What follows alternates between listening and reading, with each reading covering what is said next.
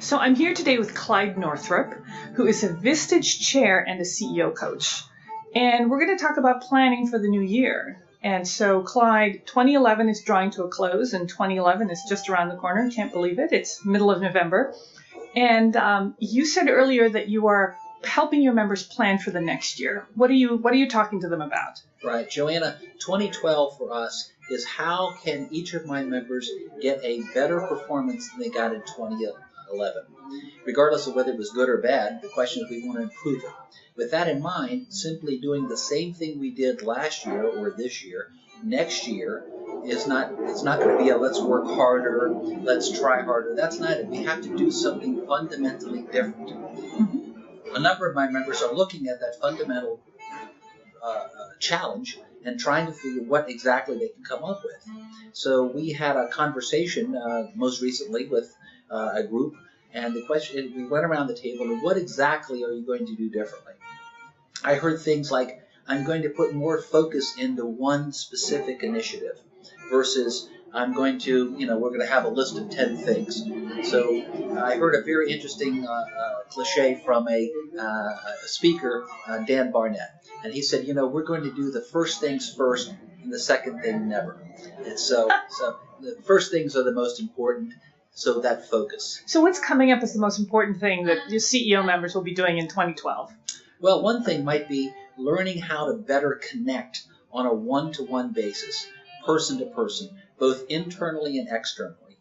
Most CEOs are very good at the external outreach because they see that as customers. And what I think that the real improvement area is how can they connect on the internal.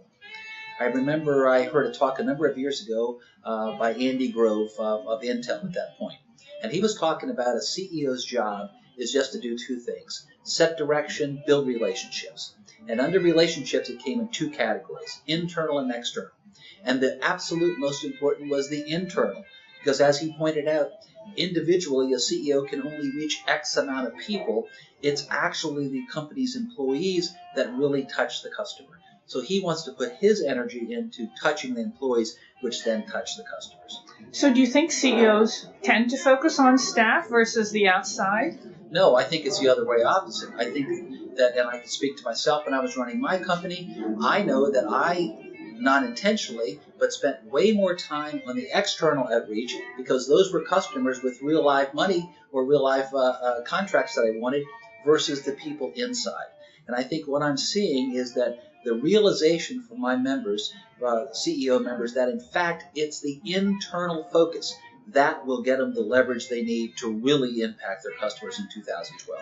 And so how's that going to manifest itself? More one-to-ones, lunches, performance reviews? What's that going to look like? A little bit of everything. Maybe not so much the performance reviews as more of the performance feedback, the ongoing coaching of their individual direct reports and their employees. But I think it's a combination of being more actively engaged so that the workers know that the CEO is with them, not just sitting off down the hall or up on the second floor. They're actually there with them.